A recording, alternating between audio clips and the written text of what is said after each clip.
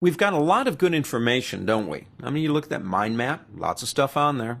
We did our who, what, where, when, why questions. Got a lot of good stuff there. Got it all ready to go. It's time to put it together so we can get into Dreamweaver. Or, in the words of the immortal comic, Larry the Cable Guy, it's time to get her done. Let's get her done. First thing I would suggest is something like this. Begin sketching out some examples. Remember, monitors are in a, for the most case, 4:3 ratio. You start back in time, we had a pixel ratio, 640 by 480, 800 by 600, 1024 by 768. That's 4:3. So create a 4:3 rectangle and play Rembrandt? Nah, sketch it out. Show it to your client. Show it to your boss. Show it to yourself. And you say, I like it.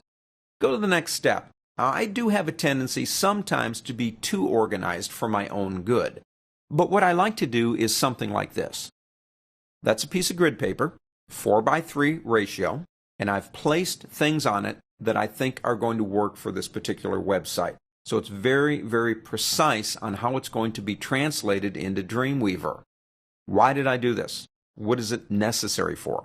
Well, one thing, it does give you a pretty good look at what you think it's going to be when you actually get to Dreamweaver, but there's one other point here I want to emphasize.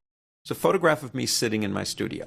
That photograph has to be a certain size in terms of width and height in pixels. Remember, on the internet, we measure everything in pixels, not in metrics, not in inches. We measure in pixels. This is one thing you shouldn't do. You bring an image into Dreamweaver and it's the wrong size, so you resize it. I wouldn't recommend doing that. You say, why not? Because it impacts quality. If the image is the wrong size, you should take it back to the originating program, which knows how to resize, like Photoshop, Fireworks, whatever, and it will do a much better job. Okay, the difference is not night and day, but if you want things to look, whoa, man, this is great. Andy, those are fantastic graphics. How do you get your quality so good and loaded so fast? It's because I planned ahead. That image over there basically is on a ratioed grid paper. I can now measure that because it's in the real world. It's on a piece of paper, and I use a new technology called rulers, and then I convert that measurement into pixels, and when I go into Photoshop and I actually get the image ready to go to Dreamweaver, I know exactly how big to make it. And when I move it into Dreamweaver, it fits like a glove. The problem with that is, if you don't do this, none of your images will probably be exactly what you want them to be, and you'll wind up resizing them or spending the extra time of constantly stopping and going back into Photoshop to fix them. This way, they'll always be the same. These mock-ups actually help quite a bit. Next step, get a little bit more organized here. Create a workflow. On Monday, I'm going to do this. On Tuesday, I'm going to do this. On Wednesday, I'm going to do this. A little bit more obviously complicated than what I got up here, but it really gives you a good indication of what you're doing. But be careful about one thing. If you say Monday, Tuesday, Wednesday, a workflow, because it gives you an idea of when you can get it done, most people who have never really done workflows for computers have a tendency to underestimate the amount of time it will take them to do something by at least 60%.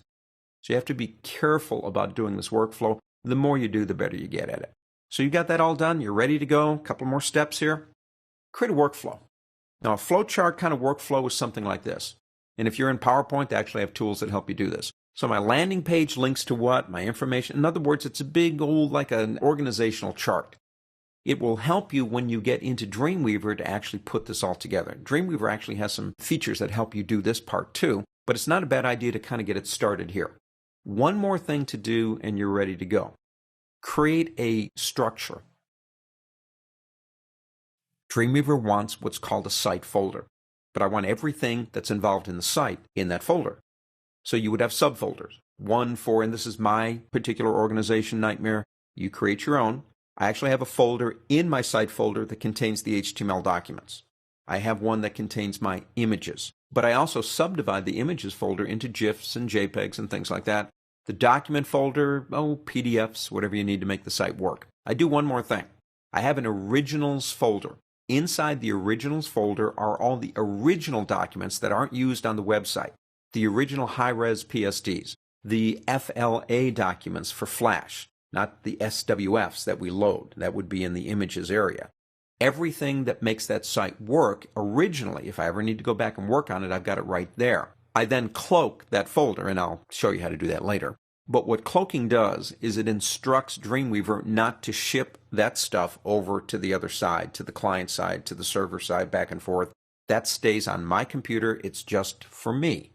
With all of that done, what you can now do is open up Dreamweaver and get started. And that's what we're going to do in the next lesson. But don't blow this stuff off because we're not in Dreamweaver. Remember, the bottom line is it will be faster and it will be better. That's a win-win situation. Nobody loses. Organize yourself.